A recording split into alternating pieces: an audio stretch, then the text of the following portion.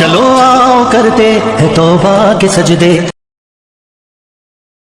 صلاۃ الحاجات ایک روایت میں ہے، اتنی زبردست نماز ہے وہ، تو اکثر لوگ میرے پاس آئے اور میں نے اب اس کو چھاپ کے رکھ دیا ہے کہ بھئی یہ صلاۃ الحاجات پڑھ لو۔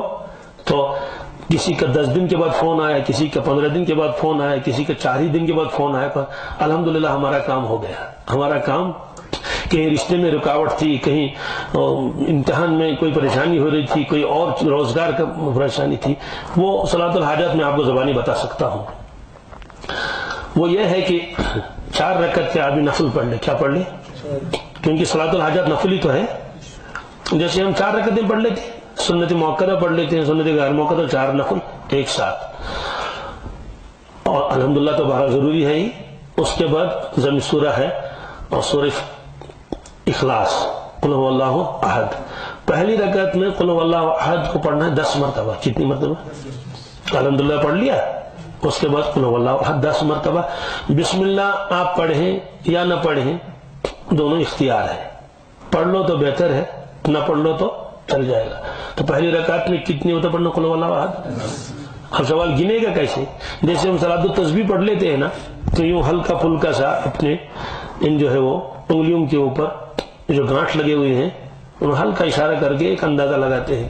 پہلی رکعت میں 10 مرتبہ قل هو اللہ احد۔ دوسری رکعت میں الحمد شریف کے بعد 20 مرتبہ قل هو اللہ احد۔ کتنی مرتبہ؟ 20 مرتبہ۔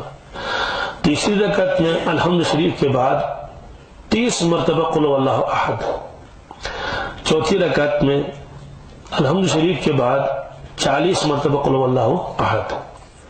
اس کے بعد اتحیات پڑھ کے نماز ختم کر کے سلام پھیر لیا، نماز ختم ہو گئی۔ اس کے بعد کچھ کلمات پڑھنا چاہیں یا نہ پڑھنا چاہیں اختیار ہے، لیکن قل هو اللہ احد کو 50 مرتبہ پڑھنا ہے سلام پھیرنے کے بعد۔ تو میں اس کو پھر دہراتا ہوں، 4 رکعتوں میں قل هو اللہ احد پڑھنا ہے۔ پہلے رکعت میں 10 مرتبہ، دوسری میں 20، تیسری میں 30، چوتھی میں 40 مرتبہ۔ اب سلام پھیر لیا، نماز ختم ہو گئی، یہی قل هو اللہ احد 50 مرتبہ۔ کتنی؟ اس کے بعد 70 مرتبہ کوئی سا درود شریف، کوئی سا جو جی میں آ جائے، جن کے 70 مرتبہ۔ اس کے بعد 70 مرتبہ لا حول ولا قوت الا باللہ العلی العظیم۔ یہ حضرت انس رضی اللہ تعالیٰ کی روایت ہے، 70 مرتبہ لا حول ولا قوت الا باللہ العلی العظیم۔ اس کے بعد دعا مانگی جس ضرورت کے لیے اس نے یہ نماز پڑھ لی ہے، کہ اللہ تبارک تعالیٰ اس کی دعا کو رد نہیں فرمائیں گے، اس کی دعا کو رد نہیں فرمائیں گے۔ اب دیکھیں کیسی بڑی دولت دی ہے ہم کو اللہ کے نبی صلی اللہ علیہ وسلم نے۔ کلمات میں اثر ہے کیا جی۔ اسی طرح سے کیونکہ لوگ آتے رہتے ہیں، پوچھتے رہتے ہیں، اور میری عادت ہے میں صرف کلمات دے دیتا ہوں، چلو کلمات لے لو۔ تو تعویذ کا میں انکار نہیں کرتا، لیکن میرا وہ پیشہ نہیں ہے، نہ میرا وہ کام ہے۔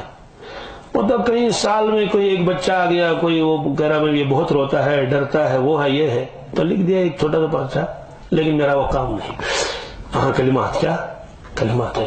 ایک لڑکی کا فون آیا میرے پاس، واللہ عالم کون تھی، کہاں کی تھی۔ اب جو آدمی بیچارہ پریشان ہوتا ہے نا، تو وہ جہاں سنتا ہے تو وہاں پہنچ جاتا ہے۔ انہوں نے کہا کہ مولوی صاحب میں بہت پریشان ہوں، میں جو بستر پر آ کے سو جاتی ہوں اپنے کمرے میں، تو ایسا لگتا ہے جیسے اوپر سے کوئی آدمی چل رہا ہے۔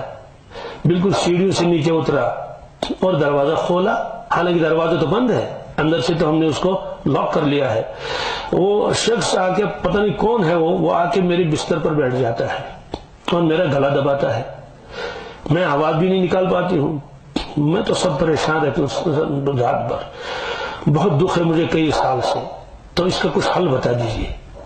تو اس نے یہ بھی کہا کہ میں کئی جگہ گئی بھی تو کچھ افاقہ نہیں ہوا۔ تو میں نے اس کو مشائخ کا ایک عمل بتایا، مشائخ کا ایک، اور پھر میں نے اس کو فون میں یہ بتایا کہ میں نے کہا بیٹی یہ عمل کر لو آج سوتے وقت، تو کل مجھے فون کر لینا کہ کیا ہوا۔ بہت مختصر میں نے اس کو عمل بتا دیا، حالانکہ یہ تو اصل 7 مرتبہ، کتنی، لیکن میں نے اس کو بتایا ایک ہی مرتبہ۔ میں نے کہا درود ابراہیم 1 مرتبہ، درود ابراہیم۔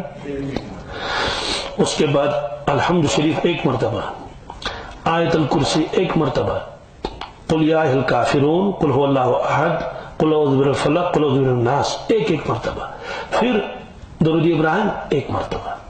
یہ پڑھنے کے بعد مشائخ نے لکھا ہے کہ شہادت کی انگلی کے اوپر وہ شخص پھونک مارے, کیا شہادت کی انگلی کے اوپر پھونک مار دیا, پھر اس کے بعد اپنے کمرے کا تصور میں ایک حصار باندھے, سرکل بنا لے تصور میں, اور انگلی گھمائے ایسے اپنی جگہ بیٹھے بیٹھے یہ کر لے.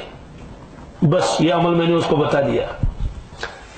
دن میں اس نے فون کیا تھا, اب تو رات کو اس نے کیا ہوگا یہ عمل, اور عمل بہت چھوٹا ہے, مختصر سا ہے, کوئی وقت بھی نہیں, اور اس کے لیے کوئی باوضو ہونا شرط بھی نہیں ہے, زبانی پڑھنا ہے نا, زبانی پڑھنے کے لیے تو کوئی باوضو ہونا افضل ہے, بہتر ہے, لیکن فرض نہیں ہے, شرط نہیں.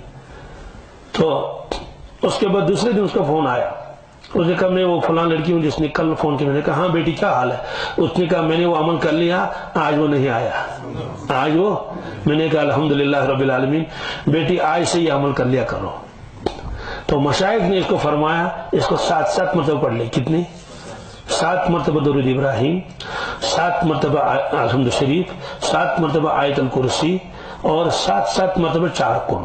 ہر قل کو 7 مرتبہ, پھر 7 مرتبہ درود ابراہیم, اور پھر یہی عمل کر لے. اپنی انگلی پر پھونک مار کے اپنے مکان کا, اگر پورے مکان کی حفاظت ضرورت ہے تو پورے مکان کا خیال میں سرکل بنا لے.